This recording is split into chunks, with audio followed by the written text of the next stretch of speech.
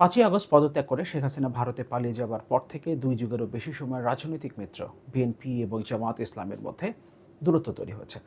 কখনো কখনো তারা প্রকাশ্যে একে অন্যের সমালোচনা করছেন। শুরুর দিকে জামায়াত ইসলামের আমির ডাক্তার শফিকুর রহমান বিএনপিকে উদ্দেশ্য করে বেশ কিছু আক্রমণাত্মক মন্তব্য করেছিলেন। বিএনপি মহাসচিব মির্জাফর ইসলাম আলমগীর তার প্রতিক্রিয়া জানিয়েছিলেন এবং বিএনপির মহাসচিবের বক্তব্যের সমালোচনা করেছিলেন ইসলামী আন্দোলন বাংলাদেশের সিনিয়র নায়েবে আমির মুফতি সৈয়দ মোহাম্মদ ফয়জুল করিম। এমনকি ইসলামী আন্দোলনের পক্ষ থেকে তিনি জামাতের প্রতি আহ্বান জানিয়েছিলেন যেন জামাত ইসলামী, ইসলামী আন্দোলন বাংলাদেশ, হেফাজত ইসলাম সহ ইসলামী দলগুলোকে নিয়ে একটা জোট গঠন করে। এতগুলো বছর ধরে বিএনপি এবং জামাত ইসলামী পাশাপাশি থেকে আন্দোলন করেছে, কিন্তু এখন মনে হচ্ছে তারা সম্ভবত ইসলামী আন্দোলন বাংলাদেশ এবং হেফাজত ইসলাম সহ যে ইসলামী দলগুলো আছে তাদের সাথে একটা জোট গঠন করতে যাচ্ছে। কারণ ইসলামী আন্দোলন বাংলাদেশের পক্ষ থেকে যে আহ্বান জানানো হয়েছে সেটাকে স্বাগত জানিয়েছেন জামাত ইসলামের আমির ডাক্তার শফিকুর রহমান। যদিও এর আগে ইসলামী আন্দোলন বাংলাদেশ এবং জামাত ইসলামের মধ্যে ন্যূনতম সমঝোতার কোনো জায়গা আমরা তৈরি হতে দেখিনি, তবে শেখ হাসিনা ভারতে পালিয়ে যাওয়ার পর থেকে এই দলগুলো কাছাকাছি আসতে শুরু করেছে। এমনটা হতে পারে বাংলাদেশে এই মুহূর্তে সবচেয়ে বড় রাজনৈতিক দল বাংলাদেশ জাতীয়তাবাদী দল বিএনপি, তাদের বিপরীতে একটা শক্তিশালী রাজনৈতিক জোট গঠন করার একটা উদ্যোগ হয়তোবা ইসলামী আন্দোলন বাংলাদেশ এবং জামাত ইসলামের পক্ষ থেকে নেওয়া হচ্ছে, যেখানে হেফাজতে ইসলামে যে দলগুলো রয়েছে, ইসলামী যে দলগুলো রয়েছে তারাও হয়তোবা যুক্ত হতে পারে। তবে এর মধ্যে জামাত ইসলামের আমির ডাক্তার শফিকুর রহমানের দুটো বক্তব্য ঘিরে সাধারণ মানুষের মধ্যে একটা কৌতূহল, একটা সংশয় তৈরি হয়েছে। ভারতের সাথে বন্ধুত্বপূর্ণ সম্পর্কের একটা আহ্বান জানিয়েছেন ডাক্তার শফিকুর রহমান।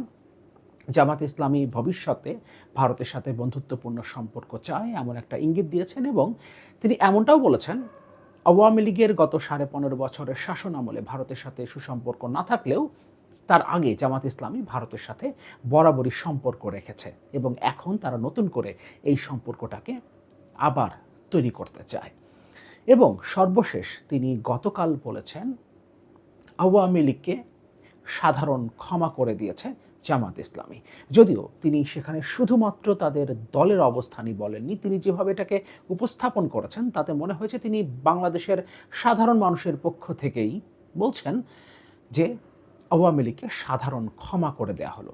গত 15.5 বছরে তাদের যে দুঃশাসন, তাদের যে নিপীড়ন নির্যাতন, আওয়ামী লীগ এবং আওয়ামী লীগের সরকার তাদের এই জুলুমের বিরুদ্ধে কোনো অবস্থান বাংলাদেশের জনগণ নেবে না, তাদেরকে সাধারণ ক্ষমা করে দেয়া হলো।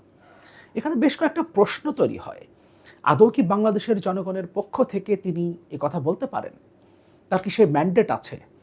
যে মানুষগুলো কিংবা যে পরিবারগুলো নিপীড়ন নির্যাতনের শিকার হয়েছে, যে মানুষগুলো গুম হয়েছে, তাদের পরিবারের সদস্যরা কিংবা যাদেরকে ক্রসফায়ার করা হয়েছে, ক্রসফায়ারের নামে বিচার বহির্ভূতভাবে যাদেরকে হত্যা করা হয়েছে, সেই মানুষগুলোর পরিবার কিংবা যারা এতগুলো বছর ধরে জেল জুলুম স্বীকার করেছেন, যাদেরকে মৃত্যুদণ্ড দেওয়া হয়েছে তাদের পরিবার, তারা কি আওয়ামী লীগকে ক্ষমা করে দিতে চায়? এবং ডক্টর শফিকুর রহমানের বক্তব্যে মনে হয়েছে আওয়ামী লীগ অনুতপ্ত হয়ে যদি ক্ষমা প্রার্থনা করে এবং তারা যে অন্যায়গুলো করেছে, যদি যারা অন্যায় শিকার হয়েছে তারা অভিযোগ করে, সেই অভিযোগের ভিত্তিতে আইনি প্রক্রিয়ার মাধ্যমে তাদের বিচার করা যেতে পারে, কিন্তু আওয়ামী লীগ বাংলাদেশে রাজনীতি করতে পারবে, এরকম একটা ধারণা পাওয়া গেছে ডক্টর শফিকুর রহমানের বক্তব্যের ফলে। এ দুটো বিষয় নিয়ে একটা কনফিউশন তৈরি হয়েছে। ডক্টর শফিকুর রহমান ভারতের সাথে কেন সম্পর্ক চাইছেন, বন্ধুত্বপূর্ণ সম্পর্ক চাইছেন? প্রতিবেশী দেশ হিসেবে ভারতের সাথে আমরা অবশ্যই সুসম্পর্ক চাই, তবে সেই সম্পর্ক হবে ন্যায্যতার ভিত্তিতে। বন্ধুত্বের যে সম্পর্ক হবে সেখানে কারো স্বার্থ ক্ষুণ্ণ হবে না। বাংলাদেশ এমন কিছু ভারতকে চাপিয়ে দেবে না যাতে ভারতের স্বার্থ ক্ষুণ্ণ হয়, আর ভারতের চাপিয়ে দেওয়া কোনো সিদ্ধান্তও বাংলাদেশ মেনে নেবে না যদি সেখানে বাংলাদেশের স্বার্থ সংরক্ষিত না হয়। এটাই হবে সম্পর্কের মূলনীতি। কিন্তু সেই সম্পর্ক হবে রাষ্ট্রের সাথে রাষ্ট্রের, অর্থাৎ ভারতের জনগণের সাথে বাংলাদেশের জনগণের। বাংলাদেশের জনগণের ম্যান্ডেট প্রাপ্ত যে সরকার রয়েছে সেই সরকার ভারতের জনগণ দ্বারা নির্বাচিত সরকারের সাথে নেগোশিয়েট করবে এবং বন্ধুত্বপূর্ণ এই সম্পর্কে মধ্য দিয়ে উভয় পক্ষের স্বার্থ সংরক্ষণ করবে। কিন্তু কোনো একটা দল যখন অন্য একটা দেশের সাথে, প্রতিবেশী দেশ কিংবা অন্য যে কোনো পরাশক্তি, আঞ্চলিক বা বৈশ্বিক পরাশক্তি কিংবা যে কোনো দেশের সাথে সম্পর্কের কথা বলে, তখন সেটা শুধুমাত্র সেই দলের হিসেবে আসে। একটা দল যখন কোনো একটা দেশের সাথে সম্পর্কের কথা বলে, তখন নানান সন্দেহের তৈরি হয়, এবং যখন দেশটা ভারত, বাংলাদেশের রাজনীতিতে যাদের অবশ্যই নানান ভূমিকা রয়েছে, যে ভূমিকাগুলো অবশ্যই আওয়ামী লীগ সরকারের সময়ে সবচেয়ে বেশি বিতর্কিত হয়েছে, সেই ভূমিকার পরও কোনো একটা রাজনৈতিক দল যদি ভারতের সমর্থন চায়, ভারতের সাথে বন্ধুত্বপূর্ণ সম্পর্কের কথা বলে এবং ভারতের আগেই তারা সম্পর্কের জন্য বন্ধুত্বের হাত বাড়িয়ে দেয়, আহ্বান জানায়, তখন নানান প্রশ্ন তৈরি হয়। এবং আমরা যখন দেখি ভারতের পক্ষ থেকেও সাথে সাথেই সেই আহ্বানেরকে স্বাগত জানানো হয়, তখন আমাদের মধ্যে নানান সংশয় তৈরি হওয়াটা স্বাভাবিক। এখন প্রশ্ন হলো, আওয়ামী লীগকে সাধারণ ক্ষমা করে দেওয়ার এই ঘোষণা এবং ভারতের সাথে সম্পর্ক স্থাপনের যে বার্তা জামাত ইসলামের আমির ডাক্তার শফিকুর রহমান দিয়েছেন, এর আসলে মূল কারণটা কি? এর রাজনৈতিক তাৎপর্য কি? জামাত আসলে কি করতে চাইছে? সেই আলোচনায় যাবার আগে আমরা একটু দেখে নেই ভারতের সাথে সম্পর্কের ব্যাপারে ডাক্তার শফিকুর রহমান কি বলেছিলেন, ভারত কি প্রতিক্রিয়া জানিয়েছিল, এবং সর্বশেষ গতকাল আওয়ামী লীগকে ক্ষমা করে দেওয়ার ব্যাপারে জামাত ইসলামের আমির কি বলেছেন। তারপর আমরা মূল আলোচনায় যাব, এর তাৎপর্য কি, জামাত ইসলামী আসলে এর মাধ্যমে কি অ্যাচিভ করতে চাইছে এবং এর কি প্রভাব হতে পারে বাংলাদেশের রাজনীতিতে। ভারতের সাথে সম্পর্কের বিষয়ে ডাক্তার শফিকুর রহমান বলছেন, একসঙ্গে কাজ করা এবং হস্তক্ষেপ করা দুটি ভিন্ন জিনিস। একসঙ্গে কাজ করার একটি ইতিবাচক অর্থ আছে, কিন্তু হস্তক্ষেপ নেতিবাচক। দ্বিপক্ষীয় সম্পর্কের অর্থ হলো সহযোগিতা এবং পারস্পরিক সম্মান। ভারত আমাদের নিকটতম প্রতিবেশী, আমরা স্থল এবং সমুদ্র উভয় ধরনের সীমানা ভাগাভাগি করি, তাই আমাদের ভালো সম্পর্ক থাকা উচিত, কারণ আপনি আপনার প্রতিবেশী থেকে দূরে থাকতে পারবেন না। অবশ্যই আমরা ভারতের সাথে একটা সৌহার্দ্যপূর্ণ সম্পর্ক চাই, তবে সেখানে ন্যায্যতার ভিত্তিতে এই সম্পর্কটা স্থাপিত হবে। তিনি বলেন, অতীতে তারা ভারতের সঙ্গে যোগাযোগ রেখেছিল। এখানে তিনি জামাত ইসলামীর কথা বলছেন। কিন্তু গত 16 বছরে আওয়ামী লীগের শাসনামলে এই যোগাযোগ হ্রাস পেয়েছিল। ভারতের সঙ্গে জামাতের কার্যকর সম্পর্ক এখনও পুনঃপ্রতিষ্ঠিত হতে পারে। তিনি এখানে দেশের কথা বলছেন না, বলছেন জামাত ইসলামীর সাথে, তার দলের সাথে ভারতের সম্পর্ক এখন পুনঃপ্রতিষ্ঠিত হতে পারে, এবং আওয়ামী লীগের এই 15 বছরের বেশি সময়ের শাসন আমলে তাদের সম্পর্কটা হ্রাস পেয়েছিল, কিন্তু তার আগে তারা একটা সুসম্পর্কের মধ্যে ছিল। এখানে দেশের সাথে সম্পর্কের কথা তিনি বলছেন না, তার দলের সাথে ভারতের সম্পর্কের কথা বলছেন, যে ব্যাপারটা আমরা সবসময় আপত্তি করেছি আওয়ামী লীগের ব্যাপারে। আওয়ামী লীগ ভারতের সাথে সম্পর্ক রেখেছিল এবং ভারত আওয়ামী লীগকে সবসময় সমর্থন দিয়ে এসেছে, তাদেরকে অবৈধভাবে বাংলাদেশে ক্ষমতায় থাকতে সহযোগিতা করেছে। 2014, 2018 এবং 2024 সালের নির্বাচনে অবৈধভাবে ক্ষমতা দখল করতে তারা আওয়ামী লীগকে সহযোগিতা করেছে। আমরা বারবার এই কথাটা বলেছি, আমরা চাই দেশের সাথে দেশের সম্পর্ক, ভারতের সাথে বাংলাদেশের সম্পর্ক, অর্থাৎ বাংলাদেশের জনগণের সাথে ভারতের জনগণের সম্পর্ক, এবং বাংলাদেশের জনগণের স্বার্থ যেন ভারত সরকার দেখে। কোনো একটা রাজনৈতিক দলের সাথে, একটা বিশেষ রাজনৈতিক দলের সাথে ভারতের সম্পর্ককে আমরা কখনো সমর্থন করিনি আওয়ামী লীগের বেলায়। এবার জামাত ইসলামের আমির যখন বলছেন তার দল জামাত ইসলামী ভারতের সাথে সম্পর্ক পুনঃপ্রতিষ্ঠা করতে চায়, তখন জনগণের মধ্যে একটা কনফিউশন তৈরি হওয়াটা স্বাভাবিক। ভারত কি জবাব দিয়েছে সেটা আমরা একটু দেখি। ভারতের সঙ্গে বন্ধুত্বের সম্পর্ক চায় বলে যে ঘোষণা দিয়েছেন জামাত ইসলামের আমির ডাক্তার শফিকুর রহমান, তা দিল্লির নজরে এসেছে এবং দেশটির পররাষ্ট্র মন্ত্রণালয় আশা করছে যে ভবিষ্যতে এ নিয়ে আরও আলাপ আলোচনা হতে পারে। এখানেও স্পষ্ট, জামাত ইসলামের আমির তার দলের সাথে ভারতের সম্পর্কের যে আহ্বান জানিয়েছেন, যে বন্ধুত্বপূর্ণ সম্পর্ক চেয়েছেন ভারতের সাথে, সেটা দিল্লির নজরে এসেছে এবং তারা জামাত ইসলামের সাথে ভবিষ্যতে আরও আলাপ আলোচনা চালিয়ে যেতে চায়। ফলে সম্পর্কটা জামাত ইসলামের সাথে ভারতের। এবার আওয়ামী লীগকে সাধারণ ক্ষমা করে দেওয়ার ব্যাপারে জামাত ইসলামের আমির যেটা বলেছেন, জামাতের আমির ডাক্তার শফিকুর রহমান বলেছেন, আওয়ামী লীগ সরকারের সময় সব ধরনের নির্যাতনের জন্য সাধারণ ক্ষমা ঘোষণা করেছে জামাতে ইসলামী। আবারও পড়ি, জামাত ইসলামের আমির ডাক্তার শফিকুর রহমান বলেছেন, আওয়ামী লীগ সরকারের সময় সব ধরনের নির্যাতনের জন্য সাধারণ ক্ষমা ঘোষণা করেছে জামাত ইসলামী। জামাতের আমির বলেন, সাধারণ মানুষ যদি সঠিক বিচার চায় তবে তাদের আইনি সহায়তা করা হবে। আমরা ধ্বংস চাই না, সংশোধন চাই। সংশোধন চাই, এমন সমাজ চাই যাতে সবার অবদান থাকবে, সবার অবদান থাকবে। তিনি বলেন, এতদিন সাংবাদিকদের হাতে তালা ঝুলানো ছিল, এখন তা মুক্ত।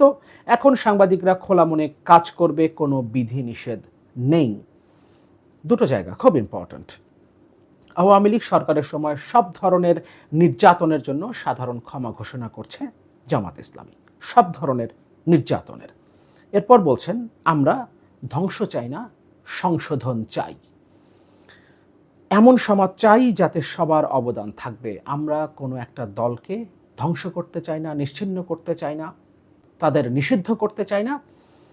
আমরা সংশোধন চাই, অর্থাৎ আওয়ামী লীগ যদি সংশোধিত হয়ে যদি আসে তাহলে তারা বাংলাদেশের রাজনীতিতে আবারও প্রতিষ্ঠিত হবে। এমন সমাজ চাই যাতে সবার অবদান থাকবে, অর্থাৎ এই সমাজে আওয়ামী লীগেরও অবদান থাকবে। আওয়ামী লীগ আবারও বাংলাদেশের রাজনীতিতে ফিরে আসুক, এটা কি বাংলাদেশের জনগণ চায়? আমরা চাই, আপনারা চান? মন্তব্যে জানাতে পারেন। কিন্তু ডাক্তার শফিকুর রহমান আওয়ামী লীগকে ক্ষমা করে দেয়া, দলটাকে ধ্বংস না হতে দেয়া এবং তাদের যতটুকু অবদান বাংলাদেশের জন্য থাকতে পারে সেটাকে কাউন্ট করতে বলছেন, সেটাকে গ্রহণ করতে বলছেন। কেন? আওয়ামী লীগ যে সহসাই বাংলাদেশের রাজনীতিতে আবারও প্রতিষ্ঠিত হতে পারবে না, এটা জামাত ইসলামের আমির খুব ভালো করে জানে।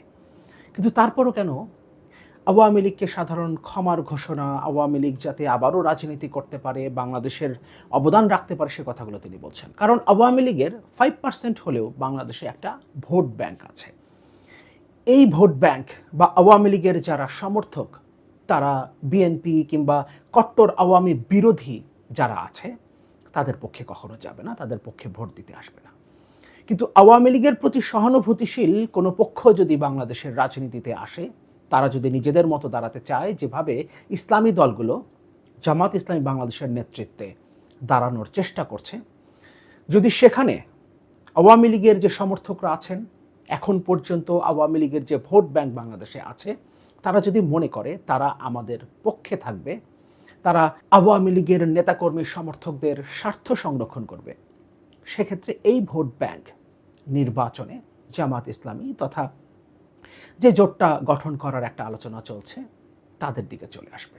এটা একটা বড় ধরনের উদ্দেশ্য হতে পারে। পাশাপাশি ভারতের সাথে সম্পর্কের কথা যেহেতু জামাত ইসলামের পক্ষ থেকে বলা হচ্ছে এবং অনেক দিন থেকেই জামাত ইসলামী কিংবা অন্যান্য ইসলামী দলগুলোকে মৌলবাদী সংগঠন বলে ভারত বাংলাদেশের রাজনীতিতে তাদেরকে কখনো সমর্থন দেয় না, ফলে সেই জায়গাটা ভেঙে ফেলার একটা চেষ্টা জামাত ইসলামের পক্ষ থেকে আছে। কারণ তারা এটা বুঝতে পারছে, এটা আমরা প্রায় সবাই জানি, যে বাংলাদেশের রাজনীতিতে ভারতের একটা হস্তক্ষেপ আছে, একটা অবস্থান এখানে আছে।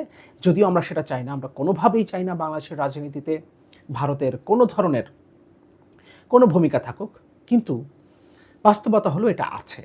এ কারণেই এতগুলো বছর ধরে আওয়ামী লীগ ক্ষমতায় টিকেছিল এবং এখন ভারতের সেই সমর্থনটা যেটা কখনোই জামাত ইসলামী বা অন্যান্য ইসলামী দলগুলো পায়নি, সেটা পাবার একটা চেষ্টা জামাত ইসলামের পক্ষ থেকে আছে। হওয়াটা অস্বাভাবিক কিছু না, কারণ ভারত কিংবা এদিকে আমাদের খুব কাছাকাছি চীন আছে। দুটো আঞ্চলিক বা বৈশ্বিক পরাশক্তি হিসেবে চীনকে বলা যায়। মার্কিন যুক্তরাষ্ট্রের সাথে জামাত ইসলামী অনেক আগে থেকেই একটা সম্পর্ক মেনটেন করে আসছে। ফলে বৈশ্বিক পরাশক্তি এবং আঞ্চলিক পরাশক্তিগুলোর মধ্যে এক ধরনের ভারসাম্য, সম্পর্কের এক ধরনের ভারসাম্য তারা রাখতে চাইবে, যেহেতু তারা ভবিষ্যতে বাংলাদেশের রাষ্ট্র ক্ষমতায় যাওয়ার একটা পরিকল্পনায় নিশ্চয়ই আছে। এবং এটা গণতান্ত্রিক রাষ্ট্র ব্যবস্থায় অবশ্যই দোষের কিছু না। কিন্তু আওয়ামী লীগের মতো এরকম একটা জালিম সরকার, আওয়ামী লীগের মতো এরকম একটা নিকৃষ্টতম রাজনৈতিক দল, তাদেরকে সাধারণ ক্ষমা ঘোষণা করা কোনোভাবেই বাংলাদেশের জনগণ মেনে নেবে না।